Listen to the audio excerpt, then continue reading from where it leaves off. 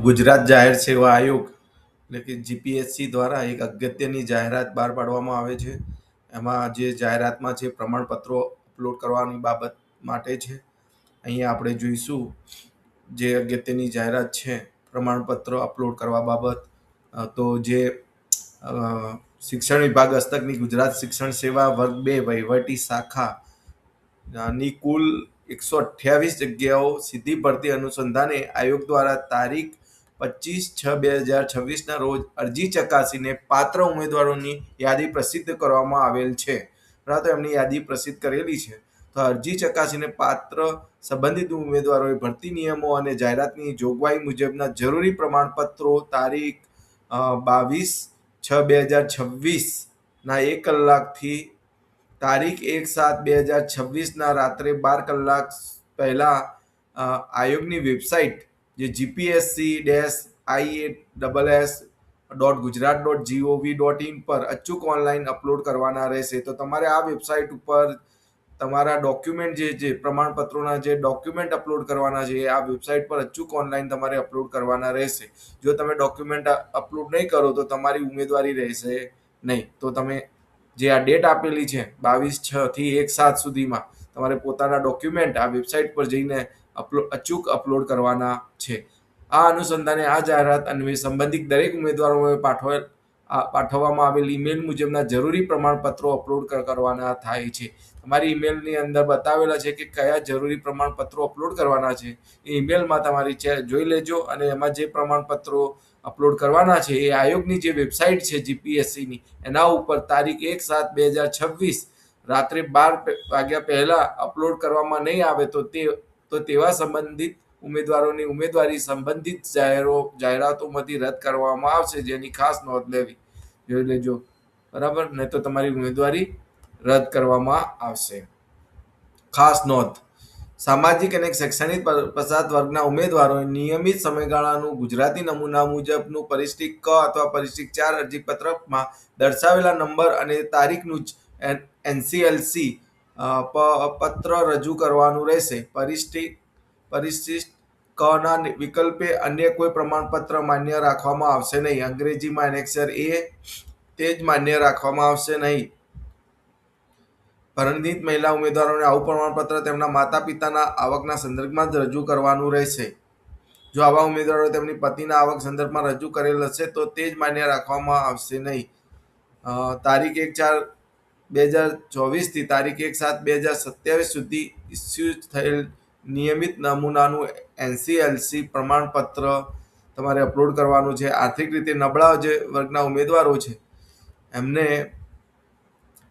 જે અહીંયા તમે જોઈ શકો છો કે રાજ્ય સરકારના સામાજિક ન્યાય અને અધિકારતા વિભાગના જે તારીખ આપેલી છે ઠરાવ મુજબના તારીખ 2023 થી 1/7/2026 સુધીના ઇસ્યુ થયેલ નિયમ નમૂનાનું ઈડબ્લ્યુએસ પ્રમાણપત્ર રજૂ કરવાનું છે. તો આ ડેટ સુધીનું તમારું પ્રમાણપત્ર રજૂ કરવાનું છે. તમારા અનુભવના પ્રમાણપત્રો જે છે એ તમારે ફરજિયાતપણે, એટલે કે સરકારી કર્મચારી અધિકારી હોય તે સિવાયના ઉમેદવારોએ ફરજિયાતપણે આ જે વેબસાઇટ એડવર્ટાઇઝમાં જે ડોક્યુમેન્ટ છે તે મુજબનો નિયમિત અનુભવનું પ્રમાણપત્ર રજૂ કરવાનું રહેશે. તો આ જે આમાં બતાવેલું છે એ પ્રમાણે તમારે પ્રમાણપત્ર રજૂ કરવાનું રહેશે. જ્યારે સરકારી કર્મચારી અને અધિકારીઓને સંબંધિત કચેરી દ્વારા અપાયેલા અનુભવનું પ્રમાણપત્ર તથા સામાન્ય વહીવટ વિભાગ દ્વારા નિયત થયા મુજબ એનઓસી રજૂ કરવાનું રહેશે. તો આ રીતે તમારે એનઓસી રજૂ કરવાનું છે અનુભવના પ્રમાણપત્રોમાં.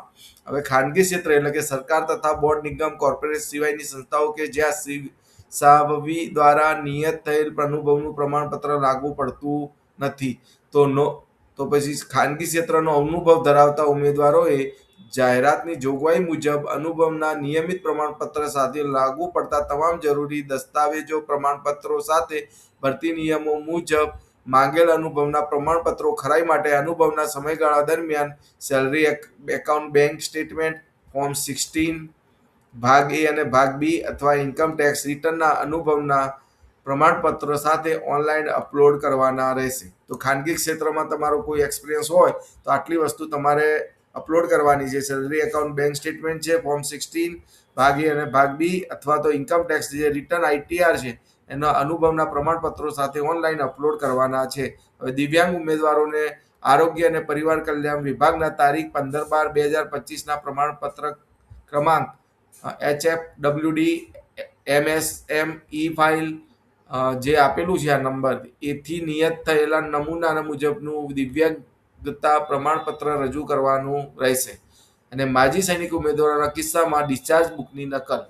તો આ એક નોટિફિકેશન છે, જોઈ શકો છો તમે. તારીખ 20/6/2026 નોટિફિકેશન મોકલેલી જીપીએસસી દ્વારા જાહેર કરવામાં આવેલી છે પ્રમાણપત્રો અપલોડ કરવાની બાબતમાં, કે જેમને જે ગુજરાત શિક્ષણ સેવા વર્ગ 2 વહીવટી શાખાની અંદર જેમને અરજી કરી હતી અને એમના અરજી ચકાસીને જે પાત્ર ઉમેદવારોની યાદી પ્રસિદ્ધ કરવામાં આવેલી છે 15/6/2026 રોજ, તો એવા ઉમેદવારોએ જરૂરથી પોતાના પ્રમાણપત્રો અપલોડ કરવાના છે. અને એ બી gpsc-ias.gujarat.gov.in પર ઓનલાઈન અપલોડ કરવાના છે. અને તારીખ આપેલી છે 22/6/2026 થી 1/7/2026 સુધી તમારે આ પ્રમાણપત્રો અપલોડ કરવાના છે.